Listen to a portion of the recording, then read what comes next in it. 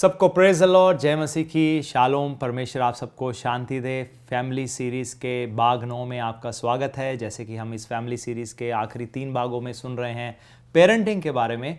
और अगर आप हमारी फैमिली सीरीज़ को नहीं देख पाए, आप किसी कारणवश हमारे साथ नहीं जुड़ पाए, आप YouTube में जाकर फैमिली सीरीज़ पार्ट 1 to 8 को देख सकते हैं। ये फैमिली सीरीज़ का आखिरी पार्ट है। 1 से 3 भाग में मैंने पुरुषों के बारे में या एक हस्बैंड के रोल के बारे में बताया।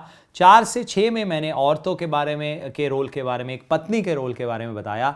और आखिर में माँ बाप के रोल के बारे में और बच्चों के रोल के बारे में हम सीख रहे हैं। और अक्सर माँ बाप की पेरेंटिंग ही है जो बच्चों को उनका रोल अदा करने में बहुत सहायता करेगी। इसलिए खासकर इन आखिरी 3 भागों में मैंने गौर किया है, मैंने गौर दिलाया है पेरेंटिंग के ऊपर। मैंने खासकर तवज्जो दिया है आपको सिखाने के लिए। सो ये आखिरी हिस्सा है। अगर आप बाकी हिस्सों में नहीं जुड़ पाए, कृपया जुड़िए। अब मैं बाकी पेरेंटिंग के बारे में बाकी बातें नहीं दोहराने लगा, उसको आप यूट्यूब में दोबारा से देख सकते हो। यूट्यूब में जाकर आप प्लीज़, ये टीचिंग बहुत इंपॉर्टेंट है। किसी भी मिरेकल टीचिंग से इंपॉर्टेंट है, किसी भी और टीचिंग से ज़्यादा इंपॉर्टेंट है। क्योंकि आशीष तो आ जाएगी, प्रभु मिरेकल को करेंगे, लेकिन हमें उन आशीषों को संभाल कर भी रखना बहुत ज़रूरी है। तो हमें उस आशीषों में बने रहना है, उनको संभाल कर रखना है।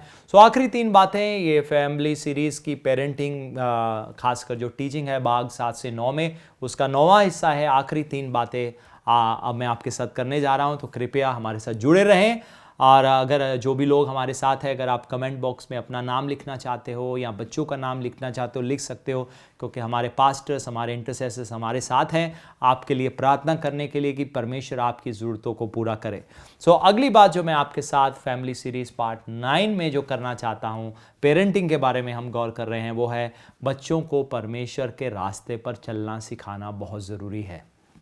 अक्सर कई बार हम देखते हैं लोग अपने बच्चों को अच्छा पढ़ाई दिला देते हैं, अच्छे स्कूल में एडमिशन दिला देते हैं, वो अच्छे मार्क्स से पास हो जाते हैं, डॉक्टर बना देते हैं, इंजीनियर बना देते हैं, उनके लिए खूब पैसा खर्च करते हैं, लेकिन उनकी स्पिरिचुअल लाइफ की ओर गौर नहीं करते। क्योंकि कई बार उनकी भी सोच ये बनी रहती है कि जब बूढ़े होंगे अपने आप परमेश्वर के रास्ते पर चल पड़ेंगे।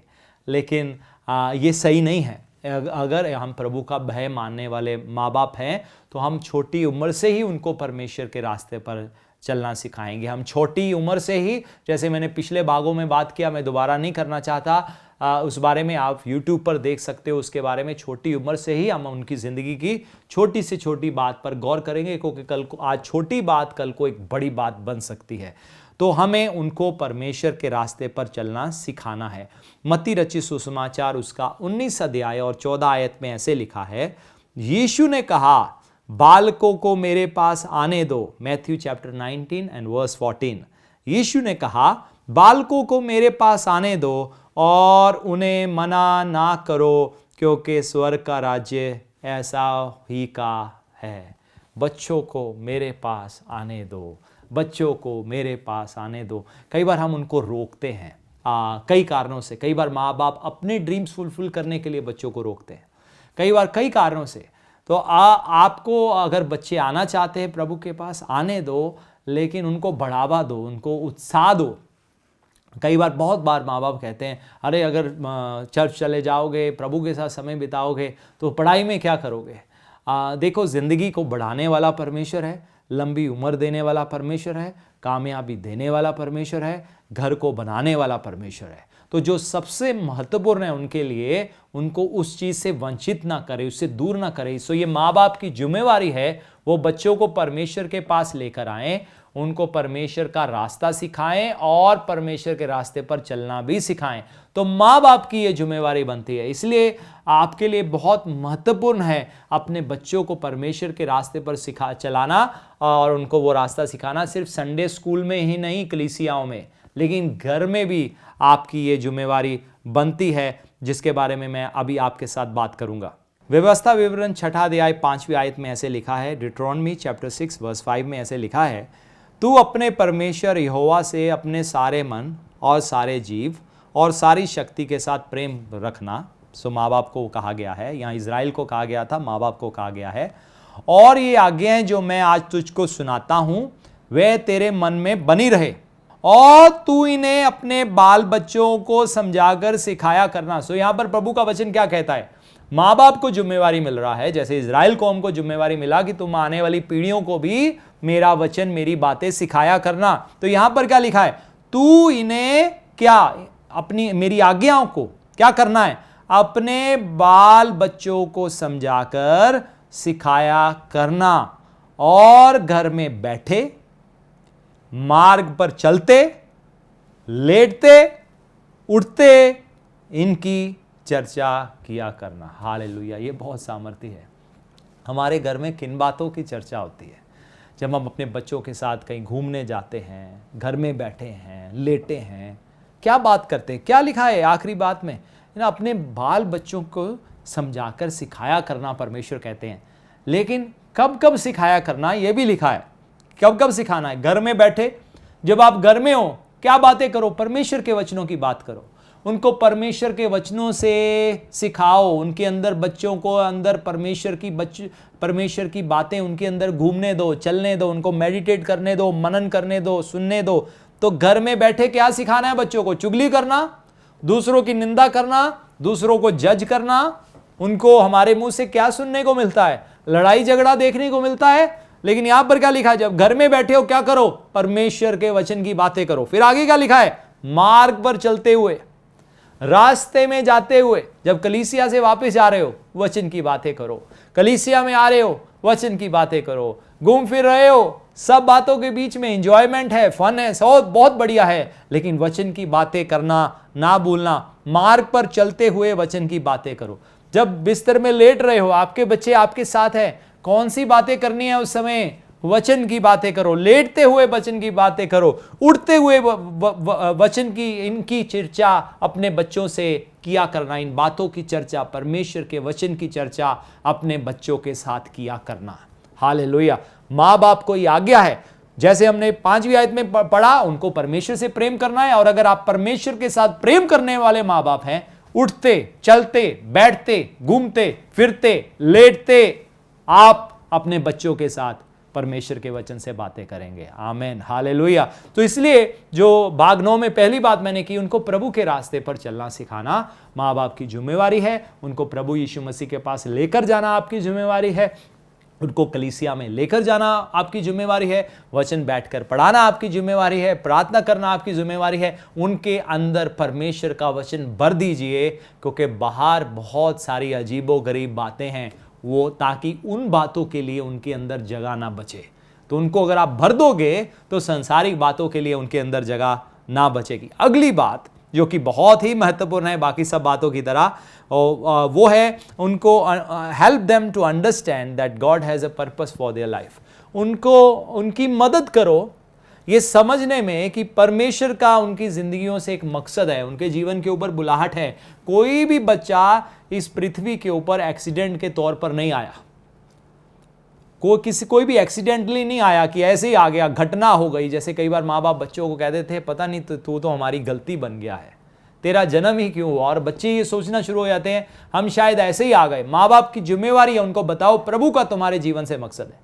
और जरूरी नहीं वो मकसद 5-fold मिनिस्ट्री हो, उनका पास्टर बनना है, प्रेरित बनना है, भविष्यवक्ता बनना है, लेकिन हो सकता है एक बड़ा कारोबारी बनना है, व्यापारी बनना है, पॉलिटिक्स में जाना है, प्राइम मिनिस्टर बनना है, चीफ मिनिस्टर बनना है। परमेश्वर का हर एक बच्चे के जीवन से एक मकसद है, उनके अंदर ये डालो। और ये परमेश्वर का मकसद है, क्योंकि अगर हम उनको नहीं समझाएंगे, कल को अगर वो व्यापारी बन भी गए वो गलत व्यापार करेंगे, वो पॉलिटिशियन बन भी गए वो गलत पॉलिटिक्स करेंगे, क्योंकि हमने उनको ये नहीं बताया कि ये परमेश्वर की योजना है। बाइबल में लिखा है कोई भी राजा को खड़ा करने वाला परमेश्वर है। परमेश्वर ने धर्मियों को भी राजा करके खड़ा किया है, बाइबल में पढ़ते हैं, और दुष्टों को भी राजा करके खड़ा किया है। बेबीलोन का साम्राज्य लाने वाले भी परमेश्वर थे, उसके राज्य को नष्ट करने वाले भी परमेश्वर थे। तो किसी को खड़ा करते हैं परमेश्वर करते हैं, लेकिन अगर उनके अंदर ये बात पड़ जाए कि ये जिम्मेवारी परमेश्वर की ओर से है, तो क्यों ना वो उसको परमेश्वर की सेवा करके करेंगे। कोई पॉलिटिक्स में होगा तो परमेश्वर की सेवा करके पॉलिटिक्स करेगा कि नहीं, मुझे प्रभु के राज्य के मुताबिक सब कुछ सही रीति से करना है। कोई डॉक्टर बनेगा आपका बच्चा तो परमेश्वर की सेवा करके समझ के करेगा। कोई इंजीनियर बनेगा वो प्रभु की सेवा समझेगा। तो ये परमेश्वर की बुलाहट समझकर जब हम कार्य करेंगे तो हमें रिवॉर्ड सिर्फ पृथ्वी पर ही नहीं, स्वर्ग में भी रिवॉर्ड मिलेगा और प्रभु कहेंगे शाबाश मेरे विश्वास योग्य दास। हालेलुया। तो हमें उनके अंदर ये डालना है, परमेश्वर का उनके जीवन से एक योजना है। जैसे बाइबल में हम पढ़ते हैं यिर्मयाह की किताब, उसका पहला अध्याय 5वीं आयत में आप देखें, मैं चाहता हूं अपनी बाइबल्स में या स्क्रीन में आप गौर कर सकते हैं। यहां लिखा है, गर्भ में रचने से पहले मैंने तुझ पर चित्त लगाया और उत्पन्न होने से पहले मैंने तुझे अभिषेक किया और मैंने तुझे जातियों का भविष्यवक्ता ठहराया है। यिर्मयाह चैप्टर 1 वर्स 5 में इसके बारे में लिखा है। तो परमेश्वर ने गर्भ में रचने से पहले ही परमेश्वर का बच्चे के जीवन से योजना है। तो हमें उनकी मदद करनी है।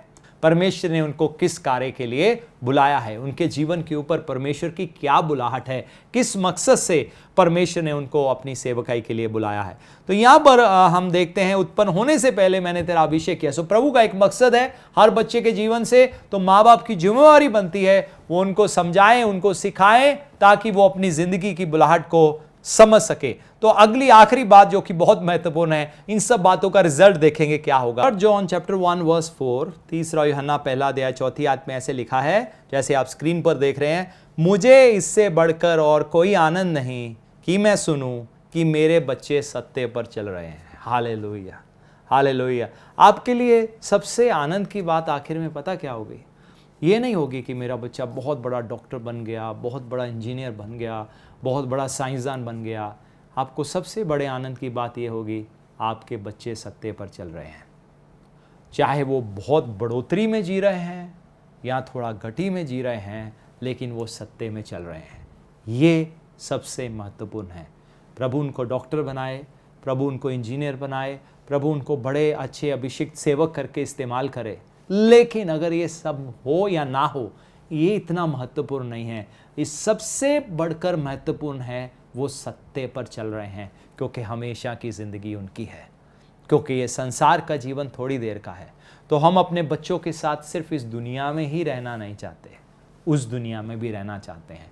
तड़पते हुए एक दूसरे को देखना नहीं चाहते, लेकिन प्रभु की उपस्थिति में, उसकी आराधना करते हुए, उसकी उपस्थिति में आनंद मनाते हुए हम एक दूसरे को देखना चाहते हैं। तो वो यहाँ पर क्या कहता है, मैं दोबारा दोहराऊंगा, तीसरा यूहन्ना पहला अध्याय और उसकी 4वीं आयत, 3 जॉन चैप्टर 1 वर्स 4। आखिर में आनंद इस बात का नहीं वो बड़े डॉक्टर बन गए, बड़े इंजीनियर बन गए, उसका क्या फ़ायदा, वो बड़े डॉक्टर बन जाएं और करप्ट हो, बड़े पॉलिटिशियन बन जाएं और सारी ज़िंदगी करप्शन करें और अंत में नाश हो जाएं। जैसे मैंने शुरुआत में कहा था, उसका क्या फ़ायदा सारी दुनिया को पालें। अगर आपको याद हो, भाग 7 में मैंने इसका शुरुआत किया था, उसका क्या लाभ सारी दुनिया को पालें, अपना आप गवा लें। तो उसका क्या फ़ायदा हुआ कि हमारे बच्चों ने सारी दुनिया पाली, लेकिन अपनी रूह को ही गवा लिया, अपने प्राणों को ही गवा लिया, अपनी सोल को ही गवा लिया। उसको क्या फायदा हुआ? तो आखिर में माँ बाप की खुशी क्या होगी? माँ बाप की खुशी आखिर में यह होगी, बच्चे चाहे उनके पास हो या उनसे दूर हो, देश में हो या विदेश में हो, सबसे बड़ी खुशी आपके अंदर यह होगी, आपके बच्चे सच्चाई में चल रहे हैं। एक बार फिर से पढ़ूंगा, मुझे इससे बढ़कर और कोई आनंद नहीं कि मैं सुनूं। सबसे बड़ा आनंद क्या है? वो कहता है इससे बढ़कर कोई आनंद नहीं कि मैं सुनूं मेरे बच्चे सत्य पर चल रहे हैं। परमेश्वर को इससे बड़ा कोई आनंद नहीं जब वो देखते हैं हम सत्य पर चल रहे हैं। माँ बाप को इससे बड़ा आखिर में कोई आनंद नहीं कि वो देखे उनके बच्चे सत्य पर चल रहे हैं। चाहे ज्यादा में जिए या थोड़े में जिए, चाहे करोड़पति बन जाएं या थोड़ा ही धन हो, लेकिन असली खुशी इस बात की है कि वो सच्चाई पर चल रहे हैं। आए हम प्रार्थना करें। और अगर आप अपने बच्चों का नाम लिखना चाहते हैं, कृपया कमेंट बॉक्स में लिख दें, हमारे साथ जुड़ जाएं। नहीं लिख सकते, उनका नाम लेकर प्रार्थना करें यीशु मसीह के नाम से। प्रभु जी, जिन बच्चों के नाम माँ बाप ने कमेंट बॉक्स में लिखे हैं, चाहे यूट्यूब में, या प्रभु जो उनका नाम ले रहे हैं अपने होठों से, प्रार्थना करते हैं उन बच्चों को बहुतायत से आशीष दें, माँ बाप को बुद्धि और समझ दें, और आखिर में आनंद मनाने पाएं और ये भी ऐसे कहने पाएं, मुझे इससे बढ़कर कोई आनंद नहीं कि मेरे बच्चे सच्चाई पर चल रहे हैं। प्रभु आपका धन्यवाद सारी बातों के लिए, यीशु मसीह के नाम में, आमीन। मैं विश्वास करता हूँ आपने बहुतायत से आशीष पाया है, और हमने आशीष पाया है और हमने दूसरों के लिए याद रखें आशीष का कारण भी बनना है। और ये तब संभव हो पाता है आज हम आपके लिए आशीष का कारण इसलिए बन पाए क्योंकि आपने हमारे साथ सहयोग दिया है। हमारे बहुत सारे मित्रों ने, कलीसियाओं के लोग ने हमारे साथ सहयोग दिया ताकि ये वचन को लेकर हम आप तक पहुंच सके। ऐसे ही वचन को और दूर पहुंचाना है, कई रीतियों से पहुंचाना है। जो प्रभु ने हमें दर्शन दिया है, जो सेवा का कार्य किया है, हम इसको पूरा करना चाहते हैं। हम आपसे दो बातें चाहते हैं, जैसे मैं हर बार कहता हूं, एक हमारे लिए प्रार्थना करें, दूसरे हमारे साथ आर्थिक रीति से खड़े हो जाएं और इस सेवकाई के भागीदार बन जाएं, हिस्सेदार बन जाएं, पार्टनर बन जाएं, ताकि हम मिलकर इस सेवा कार्य को आगे बढ़ा सकें। तो आप इस समय जैसे बैंक डिटेल्स देख रहे हैं, ये हमारा अकाउंट नंबर है, याद रखिए सिर्फ इंडियन अकाउंट्स के लिए है, सिर्फ इंडियन अकाउंट्स होल्डर्स के लिए है। तो अगर आपका इंडियन अकाउंट है तो ही ये संभव है, आप इसमें अपने डोनेशंस, अपने ऑफरिंग्स भेज सकते हो, इंडिया से ही भेज सकते हो। तो ये आप नोट कर लीजिए जैसा आप स्क्रीन पर देख रहे हैं। लेकिन अगर आप किसी और रीति से हमारे पास डोनेशंस, अपने ऑफरिंग्स, अपने टाइट्स भेजना चाहते हैं, नीचे 2 नंबर भी दिए गए हैं, आप उन नंबर पे संपर्क कर सकते हैं। हम आपको बता देंगे कि कैसे आप हाउस ऑफ वर्शिप कलीसिया में आप अपने ऑफरिंग्स, अपने डोनेशंस, अपने टाइट्स, अपनी भेंट भेज सकते हैं इस सेवा कार्य के लिए, ताकि हम मिलकर इस सेवा कार्य को करें और इस काम को पूरा कर सके। बहुत धन्यवादी हैं उन लोगों के लिए जो हमारा आर्थिक सहयोग देते हैं। आप बहुत बहुमूल्य हो प्रभु के राज्य के लिए, क्योंकि ये इसीलिए संभव हो पाता है कि लोग हमारे साथ खड़े होते हैं और इस सेवा कार्य में हमारे साथ सहयोग देते हैं। प्रभु आपको बहुतायत से आशीष दे, उनका प्रकाश आपके मुख पर चमकता रहे, प्रभु में बढ़ते चले जाएं। बहुत धन्यवाद। यीशु आपको आशीष दे। आमीन। और मैं बहुत धन्यवादी हूँ जितने लोग भी हमें YouTube पर देख रहे हैं, Facebook पर देख रहे हैं। मैं विश्वास करता हूँ आपने प्रोग्राम शेयर भी किया होगा ताकि दूसरों तक पहुँच सके। अगर नहीं किया, कृपया इसको शेयर कर दीजिए व्हाट्सएप ग्रुप्स में, Facebook में, YouTube में, किसी भी रीति से, ताकि ये प्रोग्राम और लोगों के लिए भी आशीष का कारण बन सके। अगर आप इस टीचिंग को पूरा नहीं सुन पाए, आप बाद में इसको YouTube पर सुन सकते हैं। प्रभु आपको बहुत आयत से आशीष दे। अगर आप हमारे बारे में और जानकारी चाहते हैं, हमारी एक वेबसाइट है जिसके बारे में इस समय आप स्क्रीन पर लिखा हुआ देख सकते हैं, howchurches.org। इसमें जाकर आप हमारी सेवकाई के बारे में, और अगर आप डोनेशंस भेजना चाहते हैं, कैसे भेजना है, उसके बारे में भी आप अधिक जानकारी प्राप्त कर सकते हैं। तो वेबसाइट में हमने बहुत कुछ लिखा है। आने वाले दिनों में हम इसको और अपडेट करेंगे ताकि आपको हमारी मिनिस्ट्री, हमारी सेवकाई के द्वारा और ज़्यादा जानकारी मिल सके। प्रभु आपको आशीष दे। धन्यवाद।